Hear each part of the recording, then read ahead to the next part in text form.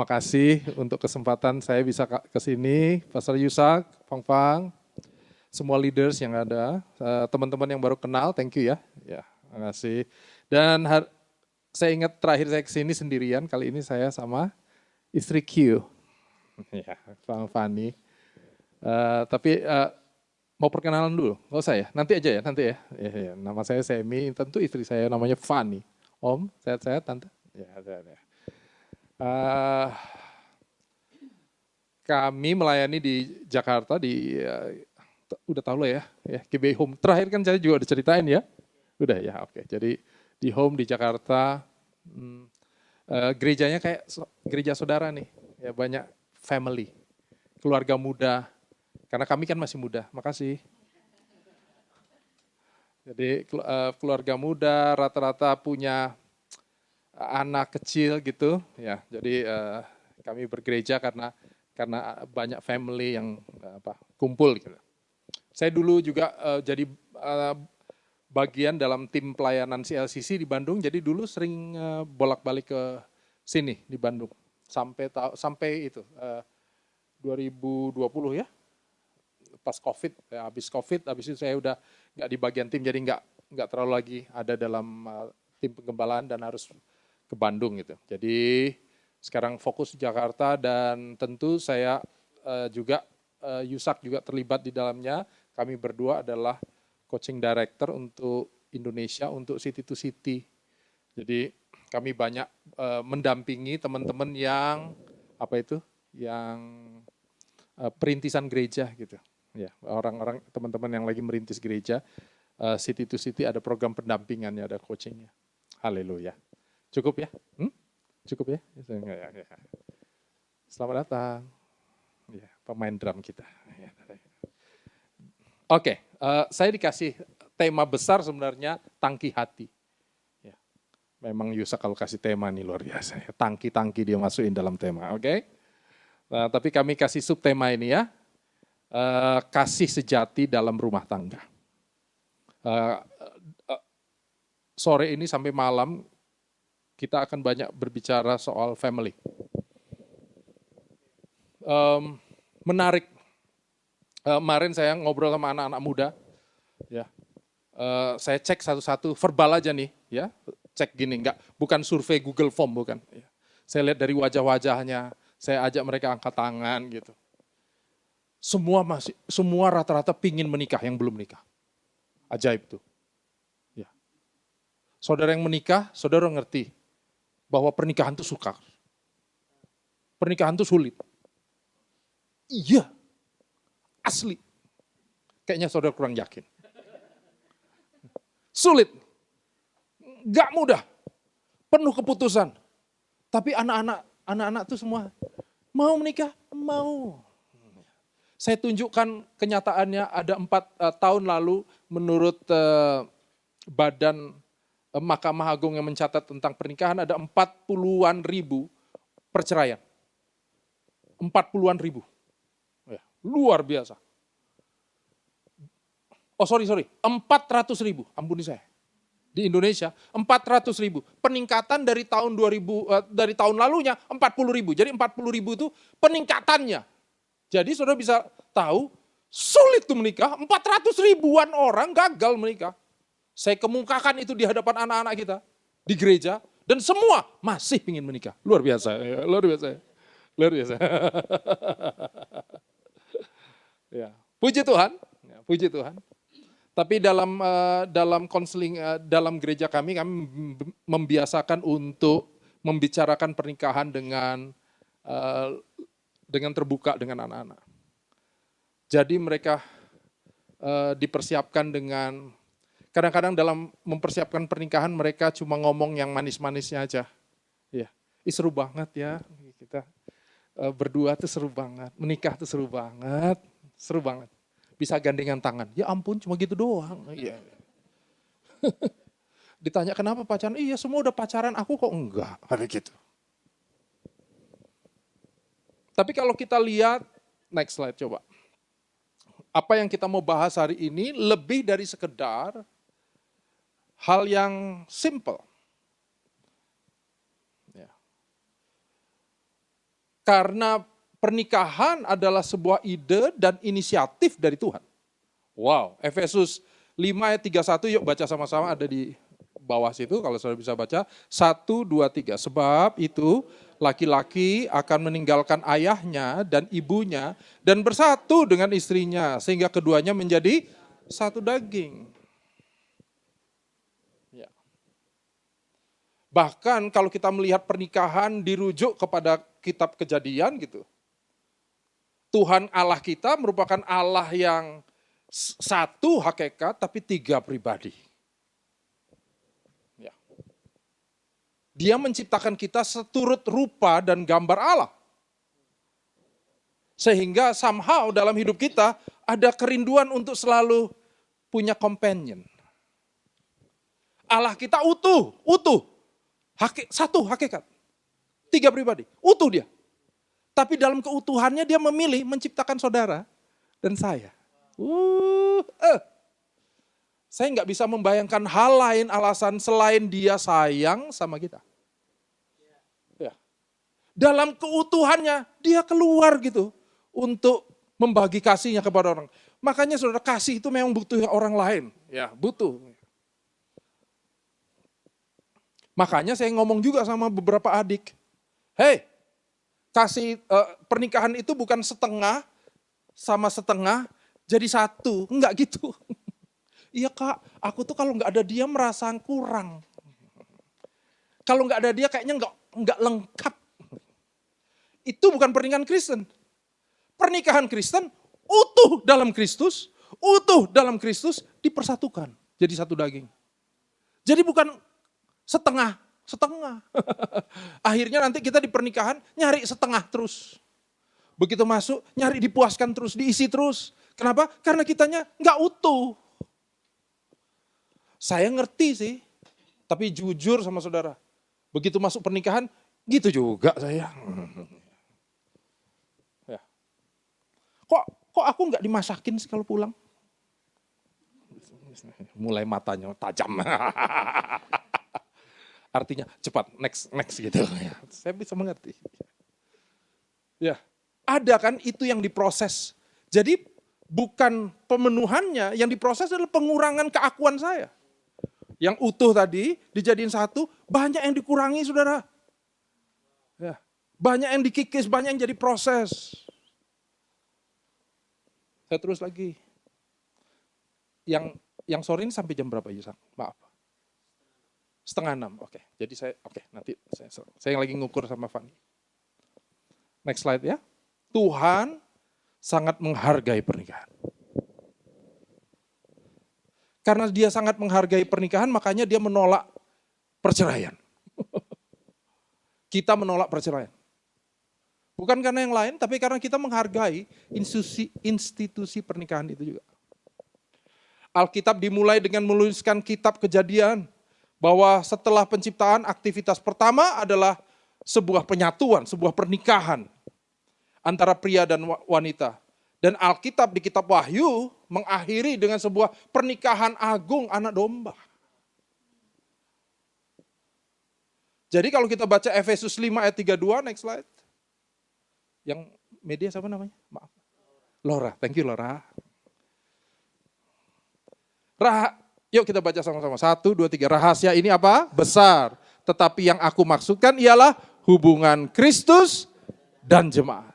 Jadi pernikahan kita itu loh saudara, itu menjadi window display. Wah sedap, window display. Window display terhadap hubungan Tuhan dengan jemaatnya. Begitu berharganya loh saudara. Harusnya orang kalau melihat hubungan kita melihat Kristus dengan jemaatnya. Waktu saya konseling pranikah sama Kak Rohani saya, dia tanya, Semi, kamu siap jadi keset di rumah? Katanya. Rumah tangga. Dasar anak muda kan? Iya kan, anak muda. Oh siap mas, saya panggil dia mas. Ya. Siap mas, yakin kamu? Yakin. Jangankan keset, fondasinya pun saya siap. Sedap. Tapi kalau kita memperhatikan apa hubungan yang saya bayangin, pernikahan kayak rumah fondasi. Boleh juga. Tapi dengar saudara, pernikahan dalam Alkitab, suami itu mengasihi istrinya seperti Kristus mengasihi jemaat. Gimana mengasihi jemaat? Mati sedap. Ya. Agak aneh untuk seorang suami gak jadi pahlawan di rumah. Pahlawan itu orang yang mengambil tanggung jawab. Ya. Token di rumah listrik habis, siapa yang maju? Suami duluan. Ya enggak? Belum tentu uangnya ada. Belum tentu. Tapi ambil tanggung jawab itu loh. Ya. Ambil tanggung jawab. Iya. Iya. Setuju dong. Pak David setuju ya. Bu, coba cek. Ada yang udah setuju. Atau pompa mati di rumah. Tentu saya nggak ngerti pompa. Tapi paling nggak ada telepon tukang pompa di handphone saya kan. Ambil tanggung jawab. Pahlawan. Jangankan mati, ada suami yang nggak seperti itu. Ya nggak? Harusnya suami. Demikian juga istri. Istri mengasihi suaminya. Sama seperti jemaat. Ya enggak? Kristus tuh. Sebagai contoh, istri harus tunduk kepada suaminya. Sama seperti kita tunduk sama Kristus. Tunduk sama Kristus. Seperti, saya bukan Kristusnya. Tapi seperti. Dari luar aja udah jelas saya nggak sempurna. Percaya deh. Percaya. Kayaknya saudara kurang percaya. Sempurna sekali pendeta itu gitu ya. Enggak, sama sekali tidak. Iya kan sayang? Asik. Ya. Kalau dia tidak pakai kacamata Kristus, dia mah kecewa sama saya. Kecewa habis. Ini aja mulai ada senyum-senyum saya merasa ya agak tertekan. Lora, kok kamu kayaknya lepas sekali ketertawanya? Ya. Tapi dia melakukan itu karena Kristus. Nah, menyadari bagian saya, istri menyadari bagiannya menjadi penting dalam sebuah rumah tangga. Sebab kalau enggak kita akan mengingat-ingat bagian orang lain selalu. Ayat saya adalah mengasihi istri. Ayat istri adalah tunduk sama suami. Tapi berapa banyak kita, setiap kali kita berantem, saya mah ingat ayat istri. Kamu harus tunduk loh. Kamu suami.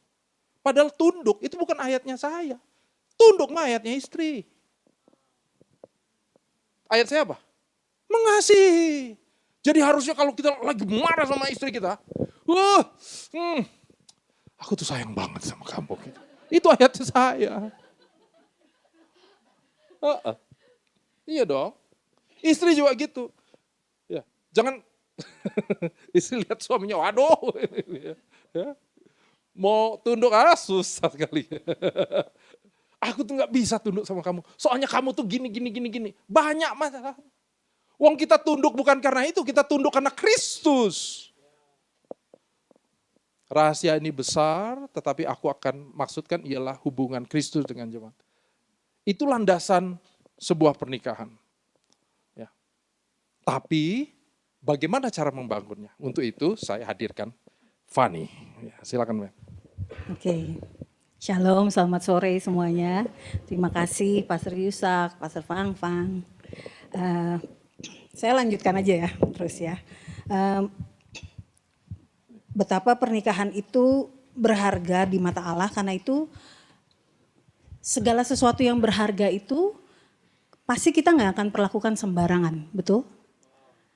Kalau saudara punya tas, saya nggak tahu ya, saya belum pernah punya soalnya. Tas yang harganya ratusan, nggak kode sih karena ini di luar jangkauan kita. Tas yang harganya ratusan juta yang saya bingung, kok ada ya tas seharga segitu, dan yang lebih bingung lagi banyak orang yang beli gitu ya. Pasti mereka nggak akan perlakukan sembarangan, betul? Nggak akan taruh sembarangan, mereka rawat dengan hati-hati, mereka jagain. Demikian pula pernikahan. Karena pernikahan begitu berharga di mata Allah, makanya Tuhan berusaha menolong kita untuk bagaimana merawat pernikahan ini. Nah, bagaimana membangun rumah tangga, saya mau ajak kita baca dari Amsal 24 ayat 3 dan 4. Ya, 1, 2, 3. Dengan hikmat rumah didirikan, dengan kepandaian itu ditegakkan, dan dengan pengertian kamar-kamar diisi dengan bermacam-macam harta benda yang berharga dan menarik. Mendirikan rumah tangga itu membutuhkan hikmat. Hikmat bicara tentang, kalau hikmat dalam firman Tuhan berkata hikmat itu datangnya dari Tuhan. Untuk mendirikan rumah tangga kita butuh hikmat yang datangnya dari Tuhan. Karena tadi suami saya udah jelasin betapa sulitnya membangun rumah tangga. Kita hidup dengan masalah kita sendiri aja, dengan kekurangan-kekurangan kita sendiri aja kita struggle luar biasa. Apalagi dengan orang lain yang juga punya kekurangan, ya. Karena itu kita sungguh-sungguh membutuhkan hikmat dari Tuhan untuk mendirikan rumah tangga. Dengan kepandaian itu ditegakkan. Rumah tangga perlu ditegakkan dengan kepandaian. Kepandaian bicara soal hal-hal yang kita dapatkan, yang kita ketahui dari belajar. Karena itu membangun rumah tangga, Bapak Ibu Saudara yang sudah menikah maupun yang belum menikah, dengar baik-baik, kita perlu belajar. Waktu menikah banyak orang berpikir oh ya udah menikah udah sama-sama kita akan tahu jadi istri bagaimana, jadi suami bagaimana. Tidak begitu halnya. Waktu masuk pernikahan kita nggak tahu bagaimana jadi istri, kita nggak tahu bagaimana jadi suami. Waktu anak lahir kita nggak tahu bagaimana jadi papa, kita nggak tahu bagaimana jadi mama. Kita perlu belajar. Saya bersyukur di gereja-gereja kita ada bimbingan pranikah, betul? Itu berkat Tuhan untuk kita masuk dalam pernikahan supaya kita punya kepandaian. Kita belajar, paling enggak kita tahu dasar-dasarnya. Ya. Dan dengan pengertian kamar-kamar diisi dengan bermacam-macam harta benda yang berharga dan menarik. Saudara, kamar itu kan kamar papa mama, kamar anak cowok, kamar anak cewek, kamar tamu, itu kan pasti isinya lain-lain, betul? Tergantung siapa yang tinggal di kamar itu. Ini bicara tentang perbedaan-perbedaan dalam keluarga. Setiap orang, setiap anggota keluarga, anak walaupun itu banyak kesamaan sama papanya, sama mamanya, tapi pasti banyak perbedaannya juga. Ini bicara tentang bagaimana pengertian satu sama lain, penerimaan satu sama lain, itu sangat dibutuhkan dalam membangun rumah tangga. Tanpa hikmat dari Tuhan, tanpa kepandaian, tanpa kita belajar bagaimana menjalankan peran kita, dan tanpa memiliki pengertian tentang perbedaan satu sama lain, maka sulit untuk membangun rumah tangga. Karena itu Amsal mengajarkan 3 hal ini perlu kita miliki untuk membangun rumah tangga. Next slide. Saya pernah lihat satu quotes ini, menurut saya ini bagus sekali. A family doesn't have to be perfect, it just needs to be united. Wah, ini melegakan sekali kan buat kita ya. A family doesn't have to be perfect, karena memang tidak ada keluarga yang perfect. Tidak ada yang sempurna, betul? Yang dibutuhkan itu untuk menjadi satu. Tapi di balik quotes yang waktu saya renungkan lagi, ini quotes bagus banget. Dan betul banget saya setuju. Tapi waktu direnungkan lagi susah loh. Keluarga yang tidak sempurna untuk jadi united, untuk hidup dalam kesatuan, sulitnya luar biasa. Betul? Karena masing-masing punya celah. Masing-masing mungkin saling menuntut, saling mengharapkan, mungkin suami mengharapkan istri tunduk sama dia. Istri mengharapkan suami mengasihi dia. Semua saling menuntut. Padahal enggak sempurna, ya. Ini saja sudah menjadi satu kenyataan. Ini realitanya. Next slide. Inilah realita hati manusia. Saya baca bukunya Gary Thomas, Sacred Marriage, bagus sekali saudara ya. Inilah realita hati manusia, keniscayaan bahwa 2 orang berdosa, suami dan istri, waktu kita dipersatukan dalam pernikahan, kita ini orang-orang berdosa yang dipersatukan, bukan hanya dipersatukan, bersumpah. Saya pikir waktu saya merenungkan ini ya, iya ya, kita tuh berani banget bersumpah sehidup semati, menerima, mengasihi suami, menerima, mengasihi istri sampai akhir. Wah, itu waktu kita semakin merenungkan, apalagi kalau sudah menjalani pernikahan yang lama ya saudara, berani sekali ya kita bersumpah di hadapan hamba Tuhan dan saudara-saudara seiman, di hadapan Tuhan. Tapi ini kenyataannya, bersumpah untuk hidup bersama dengan segala kesalahan-kesalahan mereka sepanjang sisa hidup mereka. Ini kenyataannya. Waktu kita menikah kita menerima, mungkin kita menerima suami kita, istri kita dengan kesalahan-kesalahan, kekurangan-kekurangannya kita terima. Tapi yang perlu disadari adalah kita berjalan sepanjang sisa hidup kita sampai akhir hayat kita. Kita belum tahu berapa puluh tahun. Tapi sepanjang jalan itu kita akan terus bertemu dengan kesalahan mereka lagi. Suami kita akan buat salah lagi. Mungkin yang ini udah bertobat tapi dia akan buat salah lagi di hal yang lain. Istri juga akan buat hal yang salah lagi. Mungkin yang ini udah bertobat tapi akan ada lagi kesalahan lain. Anak demikian, orang tua demikian. Kita orang yang gak sempurna yang pasti pernah buat kesalahan. Mungkin sekarang sedang buat kesalahan. Dan kita akan buat kesalahan juga di depan. Kita mungkin akan bilang enggak, saya akan hati-hati. Sehati-hatinya kita. Kita manusia bercela, masih akan buat kesalahan. Dan karena itu next slide. Keluarga yang semestinya jadi tempat aman, ya kan? Tempat di mana kita menerima kasih, penerimaan. Tapi seringkali keluarga justru jadi tempat kita menemukan luka yang terdalam. Karena ekspektasi kita tentang pasangan kita, tentang anak, tentang orang tua kita tinggi sekali. Kita mengharapkan mereka menerima, mengasihi dengan sempurna. Gak salah sih harapan itu. Tapi memang seperti di awal tadi, kita semua ini tidak ada yang sempurna. Lalu apa yang mau kita wariskan kepada anak-anak kita? Nah, di slide berikutnya saya mau ajak saudara mempelajari ini. Ada 4 kebutuhan dasar emosional manusia. Ya, ini kebutuhan dasar emosional semua orang, ya, dari keluarga. Yang pertama itu adalah penerimaan atau acceptance. Setiap orang, setiap manusia dari kecil terutama ya. Nah, kebutuhan dasar ini perlu dipenuhi dari kecil. Nanti di sesi kedua saya juga akan bicara ini juga ya dari sisi anak-anak. Penerimaan dalam hal gini, penerimaan baik itu dalam hal yang baik maupun hal yang buruk. Menerima hal-hal yang baik, menerima kelebihan-kelebihan pasangan kita itu hal yang mudah. Bahkan mungkin membanggakan buat kita, menyenangkan buat kita. Tapi menerima kekurangannya, bisakah kita? Mungkin bisa paksain, pertanyaannya maukah kita? Ya. Penerimaan ini kebutuhan dasar emosional manusia. Rasa berharga bahwa setiap manusia perlu memiliki rasa berharga. Makanya banyak orang yang kalau mungkin dibesarkan dalam ketidakberhargaan, maka begitu dia bertumbuh jadi besar, dia akan jadi manusia yang minder mungkin karena merasa nggak berharga, ya, atau mungkin jadi negatif terhadap orang lain. Lalu yang berikutnya juga relasi atau hubungan.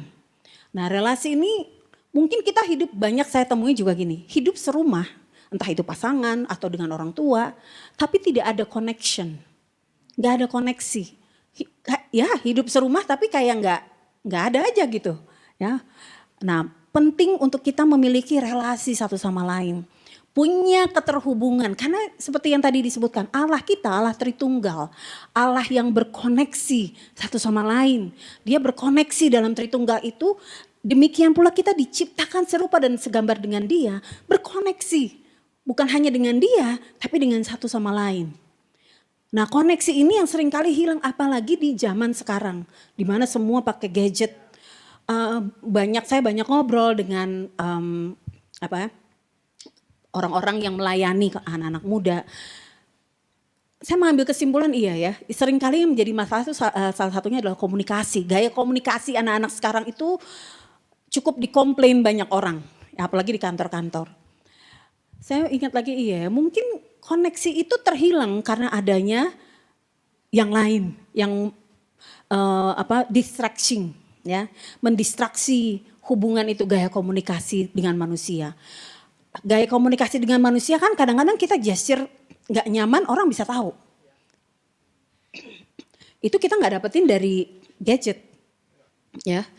Ada banyak hal gaya berkomunikasi yang mungkin membuat orang tidak bisa bangun relasi. Lalu rasa aman bicara bagaimana di rumah itu anak bisa menjadi atau kita semua, yaitu karena diterima, karena kita merasa berharga, karena kita punya connection, maka kita akan merasa aman.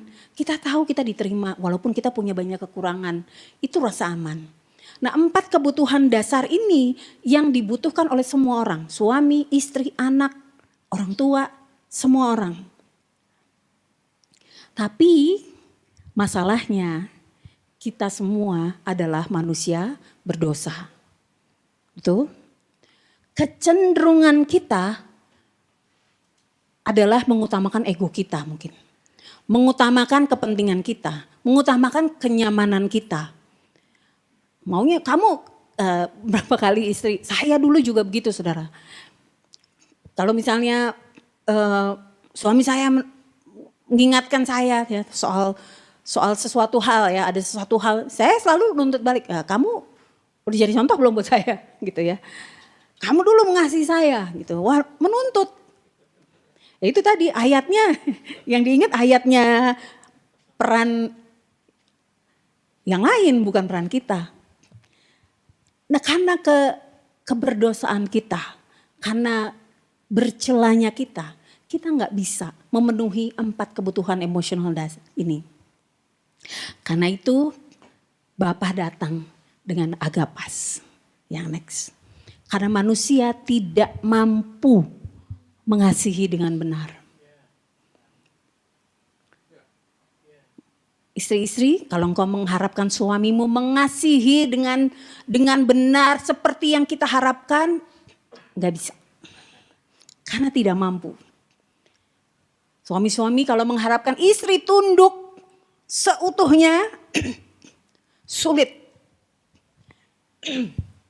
Karena kita tidak mampu mengasihi dengan benar. Tapi kabar baiknya adalah Bapa kita yang begitu mengasihi kita, Dia datang melalui anaknya yang tunggal. Supaya setiap orang yang percaya kepadanya tidak binasa melainkan beroleh hidup yang kekal. Itu adalah bentuk agapas. Apa itu agapas? Saya suka sekali mengupas ini saudara. Karena agapas itu artinya yang pertama all giving love. Kasih yang memberi habis-habisan. Enggak membatasi dia kasih. Itu agapas. Bapa memberi yang terbaik dengan mengirimkan anaknya. Saudara, tuh Bapa mengutus Yesus ke dunia. Itu bukan untuk orang baik-baik. Bukan untuk orang yang mencari Tuhan, orang yang taat sama Tuhan. Untuk orang yang jadi seterunya Allah. Jadi musuhnya Allah. Untuk orang yang musuhin dia. Saudara, Bapak Ibu yang punya anak, boleh angkat tangan? Oke. Saudara mau gak ada orang yang musuhin saudara? Jelek-jelekin saudara, jatuhin saudara, nipu saudara mungkin. Lalu saudara kirim anak saudara, nih sana. Mungkin kalau zaman sekarang Komnas HAM udah turun tangan kali ya. Gila tuh, ngapain anaknya yang disuruh? Tapi itulah all giving love. Dia tidak menyayangkan yang terbaik untuk menyelamatkan kita. Uncaused love, kasih yang tidak ada sebabnya. Kalau ditanya kenapa Tuhan mengasihi kita, saya tuh dari dulu suka nggak pede soalnya saya dulu waktu awal-awal pacaran, kenapa sih kamu mau sama saya? Suami saya juga suka tanya, kenapa sih kamu mau sayang sama saya? Kita selalu cari reason ya, cari alasan. Kenapa sih orang mengasihi kita? Tapi Bapa nggak perlu itu. Karena firman Tuhan berkata, Yesus mati saat kita masih berdosa. Nggak ada alasan yang baik yang bisa kita tawarkan supaya Tuhan sayang sama saya. Saya pelayanan, saya memberitakan Injil, Saya ngajar sekolah minggu, saya bantuin orang tua saya mengasihi istri saya melayani suami saya. Tidak ada satupun, tidak ada alasan yang baik, yang cukup baik yang bisa kita temukan untuk kita sodorkan kepada Allah. Dan bilang, Tuhan ini loh, aku layak dikasihi. Uncaused love. Itu sebabnya ada yang namanya hesed, saudara, kasih setia yang tidak tergantung pada keadaan. Apapun keadaannya, seberapa jauhnya kita meninggalkan Tuhan, Dia tetap mengasihi kita. Itu agapas, unselfish love. Kasih yang tidak mementingkan dirinya sendiri. Kasih yang orang bilang mungkin, wah gila lu ya. Wah gak masuk di akal. Unselfish love. Kasih yang tidak mementingkan diri sendiri. Karena itulah kita bisa menerapkan Injil. Di slide berikutnya. Injil itu membuat kita bisa hidup dalam covenant. Karena pernikahan itu adalah covenant. Ya, perjanjian, bukan hanya komitmen. Saya suka apa yang Tim Keller katakan. In a covenant, two people look at each other and say, I will be what I should be, whether you are being what you should be or not. Saya akan tetap berperan, mengasihi, mengerjakan peran saya, bagian saya, baik itu engkau mengerjakan peranmu atau tidak. Itu covenant. Mampu gak kita, saudara? Gak mampu. Berapa banyak istri yang komplain karena merasa suaminya gak perhatian, gak mengasihi, kurang ini, kurang itu. Berapa banyak suami juga yang komplain, istriku ngatur-ngatur semuanya. Hal-hal yang sederhana aja, saudara. Seringkali kita komplain kan? Itu aja membuat kita sulit mengerjakan ini. Sulit hidup dalam perjanjian ini, covenant ini. Kalau kita bisa hidup dalam perjanjian, pernikahan, covenant. Itu karena kita sudah menerima anugerah covenant itu dari Tuhan. 2 Timotius 2 ayat 13 saya ajak kita baca sama-sama ya.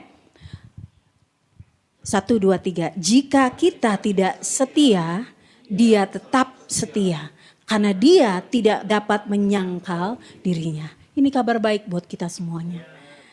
Sekalipun kita gagal mengasihi istri kita, sekalipun kita gagal tunduk sama suami kita, sekalipun kita gagal menerima anak kita, Allah kita tetap setia. He is the God of covenant. Dan karena itu di slide berikutnya, hanya kasih Yesus yang sempurna, yang dapat benar-benar mengasihi manusia yang tidak sempurna ini. Suami-suami, dengar, hanya kasih yang Yesus yang sempurna, yang dapat benar-benar membuatmu mengasihi istrimu. Istri-istri dengar, hanya kasih Yesus yang sempurna, yang memampukanmu untuk mengasihi dan tunduk pada suamimu. Orang tua, dengar, hanya kasih Yesus yang sempurna, yang memampukanmu mengasihi, menerima, membesarkan anak-anakmu dalam kekurangan mereka. Dan karena itu, dalam ketidaksempurnaan kita, Injil Yesus inilah yang selalu kita terapkan. Tiap hari kalau kita gagal, Tuhan ampuni. Kalau kita gagal, Tuhan tahu, saudara. Saudara gak perlu takut gagal, aduh saya gagal lagi. Karena itulah setiap hari kita perlu mengalami pembaruan Injil. Tuhan ampuni, saya kok gagal hari ini. Kok hari ini saya kecewa sama anak saya. Karena dia kayak merasa dia gak menghargai saya mungkin. Apapun itu saudara bisa sampaikan kepada Tuhan. Dan untuk menyampaikan kasih itu juga kita perlu mengenal bahasa cinta satu sama lain ya. Di slide berikutnya kita mau lihat ada 5 bahasa cinta. Nah tapi saya waktu belajar ini iya juga ya. Saya pernah melayani satu pasangan yang istrinya komplain padahal kita semua tahu lihat suaminya sayang sekali gitu. Istrinya nih komplain karena merasa kurang dikasihi sama suaminya. Saya dan teman-teman tuh, lah kok bisa? Padahal suaminya wah luar biasa sayangnya. Selalu bilang I love you. Ternyata bahasa kasihnya dia itu adalah pemberian. Suaminya senangnya saying I love you gitu ya. Ini bukan sesuatu yang mutlak, tapi setiap orang itu ternyata punya bahasa cinta. Dan luar biasanya Tuhan itu tahu bahasa cinta kita apa. Kalau saudara selalu merasa, oh iya saya ditegur Tuhan nih. Mungkin udah banyak orang yang ngomongin, mungkin kita udah dengar firman Tuhan. Tapi kita merasa satu kali Tuhan bicara dengan cara yang spesifik, mungkin lewat keadaan. Lalu kita baru bilang, aduh saya ditegur Tuhan nih. Karena Tuhan tahu bahasa kita. Ya, demikian pula kita dalam menjalani kehidupan rumah tangga. Kita perlu kenali, ada bahasa cinta sentuhan. Nah ini bukan hanya soal sesuatu yang berhubungan dengan seksual saudara. Tapi sentuhan itu ada orang yang seneng kalau dielus rambutnya. Atau digandeng tangannya. Atau dirangkul atau dipeluk ya. Pasangan. Saudara perlu tanya bahasa cintamu apa sih? Tanya sama pasangan. Tanya sama anakmu. Kamu senangnya tuh apa sih? Senang dipeluk ya? Ada orang yang senangnya dipeluk dan bahasa cinta dia juga memeluk. Tapi mungkin pasangannya bahasa cintanya bukan sentuhan. Jadi seringkali risih gitu, apa sih kamu peluk-peluk? Nah itu seringkali dengan begitu aja istri mungkin atau suami merasa tertolak. Karena bahasa cintanya gak sampai. Kemudian waktu berkualitas. Merasakan cinta ketika menghabiskan waktu berkualitas bersama. Nonton bareng, olahraga bareng, atau kulineran bareng, atau pillow talk. Atau saya sama suami seringkali di mobil kan, di Jakarta kan macet ya. Bisa berjam-jam di jalan ngobrol. Tapi bukan hanya ngobrolin orang, ngobrolin enggak. Deep talk. Kita berbagi rasa, saya senang bilangnya berbagi rasa. Apa sih yang kamu rasain saat ini? Kerjaan kamu, kita bisa ngomong soal kerjaan, soal ngurusin rumah. Apa sih yang kamu rasain soal ngurusin rumah? Kita bisa berbagi rasa, itu yang membuat ada relasi atau connection. Lalu pelayanan, merasakan cinta ketika memberi atau mendapatkan pelayanan.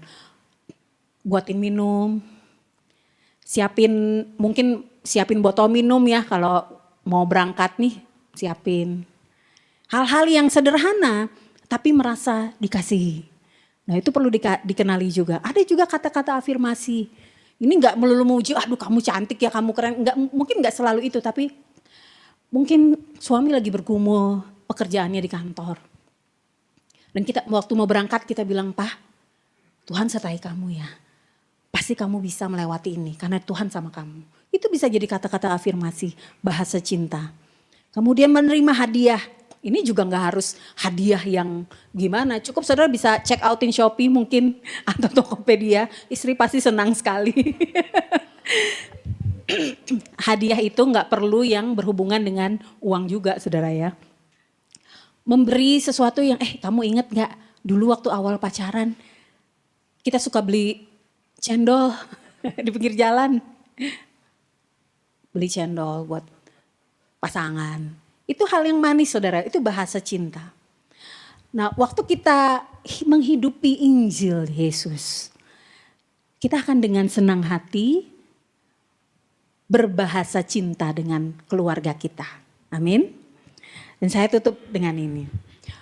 One of the greatest blessings we offer to the world is the power of a Christ-centered home where the gospel is taught, covenants are kept, and love abounds. Kalau saudara mau jadi berkat buat kota, saudara mau jadi berkat buat bangsa, mulai dari rumah dulu. Gak perlu kita sibuk-sibuk keluar tapi rumah masih kacau balau. Mulai dari rumah dulu, bangun rumah tangga yang berpusat pada Kristus. Di mana Injil dihidupi, waktu kita menghidupi Injil sebagai suami, sebagai istri. Saudara, efeknya itu bukan hanya satu sama lain loh. Anak lihat. Nanti di sesi berikutnya kita akan bicara itu. Anak lihat. Karena anak besar dengan melihat. Dia bukan hanya mendengar omongan orang tuanya, tapi dia melihat, lebih melihat. Orang tuanya bisa bilang saya banyak mendapat ini. Orang tuanya bilang jangan ngerokok ya nak, tapi bapaknya ngerokok. Mana kira-kira yang diturutin? Yang dia lihat. Okay. Love abounds. Ada kasih, ada pengampunan yang luar biasa. Karena kita semua sadar bahwa kita adalah orang-orang yang tidak sempurna. Yang hanya bisa dikasihi dengan kasih Yesus yang sempurna. Amin.